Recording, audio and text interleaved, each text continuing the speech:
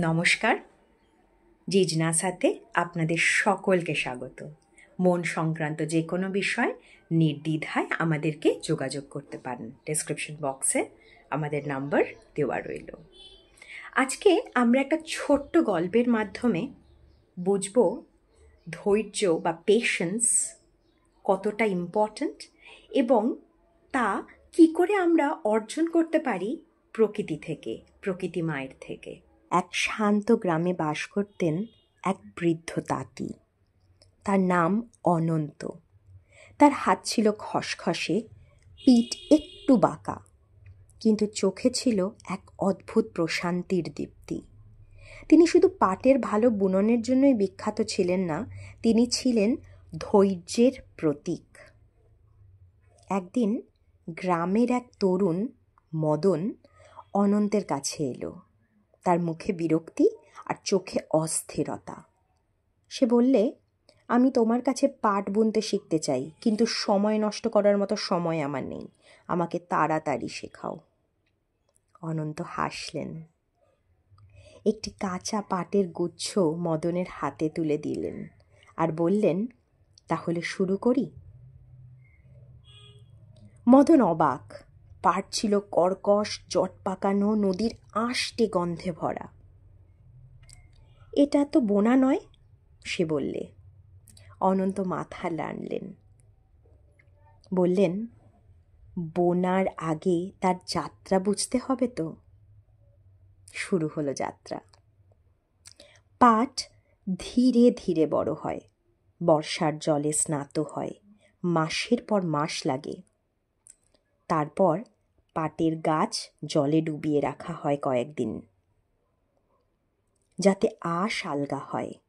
সময়টাই ঠিক করে আঁশ দুর্বল হবে, পচে যাবে, নাকি সুন্দর হবে।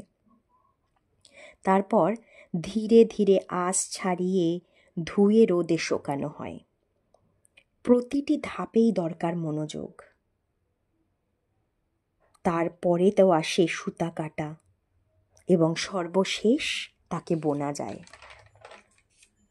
মদন বিরক্ত হয়ে বললে, এটা তো অনেক সময় লাগবে।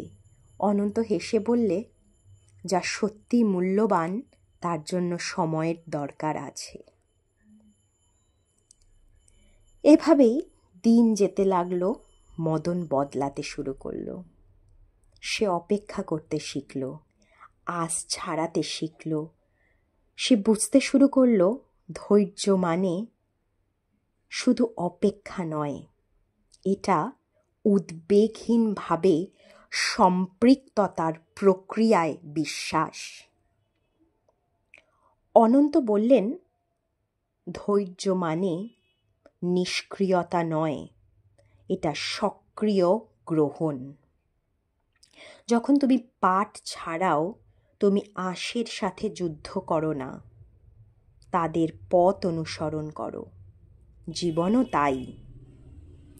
যখন কিছু পাওয়ার জন্য ধৈর্য ধরে এগোতে হয়, তখন সেই পথ চলাটা যুদ্ধ নয়, বরং যাত্রাকে অনুভব ও অনুসরণ করা। মদন তার চিন্তা লক্ষ্য করতে শুরু করল। তার তাড়াহুড়ো কমে গেল। সে শান্ত, মনোযোগী হয়ে উঠল। ধীরে ধীরে বুঝতে পারল, অধৈর্যতা আসলে এক ধরনের ভয়, ব্যর্থতার ভয়, সময় হারানোর ভয়। কিন্তু পাঠ তাকে শিখিয়েছে, সময় শত্রু নয়। সময় সেই তাঁত যেখানে আমরা নিজের চরিত্রকে বুনি। কয়েক মাস পর মদন তার প্রথম পাটের গালিচা তৈরি করল। নিখুঁত ছিল না, কিন্তু তাতে ছিল এক শান্ত সৌন্দর্য। তার চেয়েও বড় কথা, তাতে ছিল তার পরিবর্তনের গল্প। সে অনন্তকে বললে, আমি এখন বুঝি, পাট শুধু জিনিস তৈরি করে না, মানুষও তৈরি করে। অনন্ত হাসলেন, বললেন, ঠিক তাই, এই আঁশ আমাদের শেখায় কিভাবে শক্ত, নমনীয়, ধৈর্যশীল হতে হয়। শেষ পর্যন্ত এটা শুধু আঁশ নয়, নিজের সাথে নিজের বন্ধনকে গড়ে তোলার এক প্রক্রিয়া, এক যাত্রা। এই গল্পটায় লুকিয়ে আছে জীবনের এক গভীর মনস্তত্ত্ব, ধৈর্য বা পেশেন্সের মনস্তত্ত্ব। কানেক্ট করতে পারলেন কি? প্রকৃতি কিভাবে আমাদের ধৈর্য শেখায়?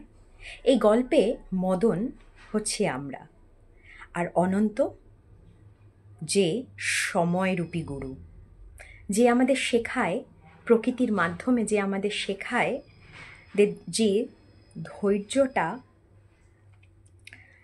কোনো রকমই যুদ্ধ নয়, বরঞ্চ ধৈর্য আমাদের নিজের সাথে নিজেদের কানেক্ট করতে শেখায়। ধৈর্য আমাদের শেখায় যাত্রাপথকে অনুভব করতে, অনুসরণ করতে এবং নিজের সাথে নিজেকে জড়িয়ে নিজেকে অনুভব করতে।